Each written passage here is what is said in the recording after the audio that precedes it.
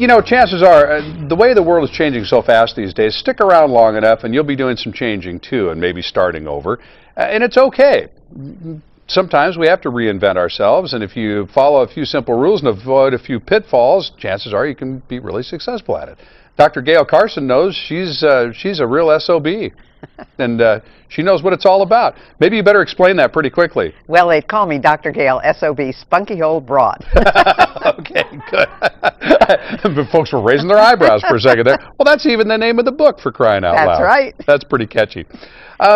When did you first reinvent yourself? Well, do you remember the first reinvention? Well, the first reinvention, I was very young. I was probably in grammar school and elementary school, but I reinvented myself there as a singer and a dancer, and then I went on to college and found out I had a brain, and then from there I went into business. I actually was in my first business at the age of 21.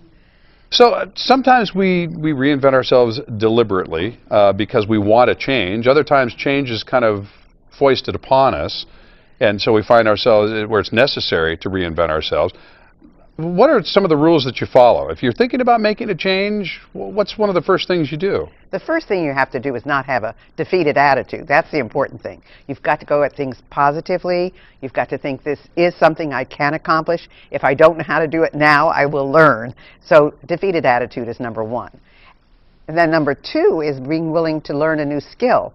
I remember when I first got on a computer, I thought for sure I was going to break it. Oh, how many of us, though, when computers really started coming on, said, oh, I don't think this is for me.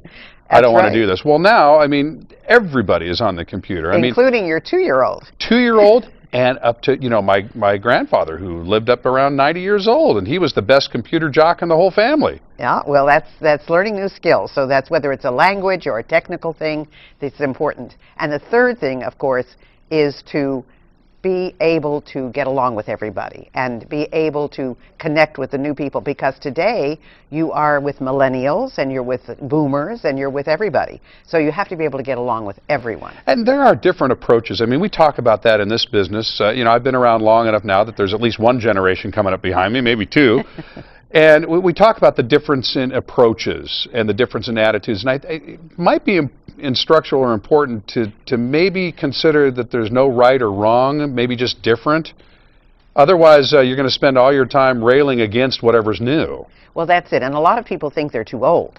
So it's really important to think, I'm never too old. I mean, you're never too old to reinvent yourself. And like you said, your 90-year-old, what, grandfather? Grandfather, yeah. So he was apt to learn on the computer. Oh, so he was having fun. He treated it like a game. That's right. And we would actually call him up and say, hey, Grandpa Dave, I don't know how to do this. Oh, well, that's simple. Here, you know, he'd walk us through it. So it's pretty amazing. It was all attitude, though. You're right. It's attitude, and it's interesting because Boston College did a survey, and they found out that people over 50 who are unemployed are stuck in limbo. They're called the new unemployables, because they're not willing to go out and find the new things that they can do. Which is a shame, because we're living longer, we're staying healthier longer, and we need to stay employed to be able to support ourselves living longer. Absolutely, and the thing that is very important here, I think, is also the fact that anybody can learn anything new if they're willing to open up their mind. Even if they have to get a special coach to help them, they can learn something new. You know, even my kids in school, I'm so glad that you mentioned that. They learned very early on, thank goodness, that it's okay to seek out help. In fact, it's encouraged to seek out help and to ask, and that's actually a really good thing. And maybe there's a generation out there that says, oh, I don't need anybody's help, I can do this on my own. Well, look at Why? Your top You don't athletes. have to. Look at your top athletes. They all have coaches. Right. And most people who are coached don't have one coach. They have many coaches. So that's the important thing as well. Now, where can folks get more information from you? I know the book is out there. The book is out there. It's on my website. The website is spunkyoldbroad.com. Not hard to forget. You can't remember that. Right.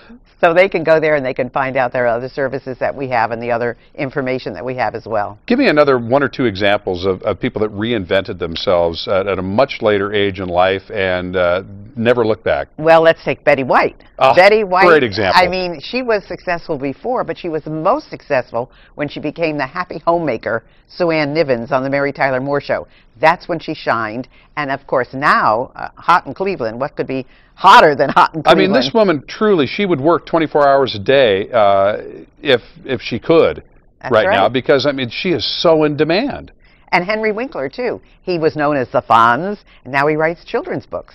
So it's very interesting how everybody has reinvented themselves. Well, it's some great examples. So check out the Spunky Old Broad and pick up a copy of the book. And don't be afraid to try something new, and don't be afraid to ask for help in doing it as well.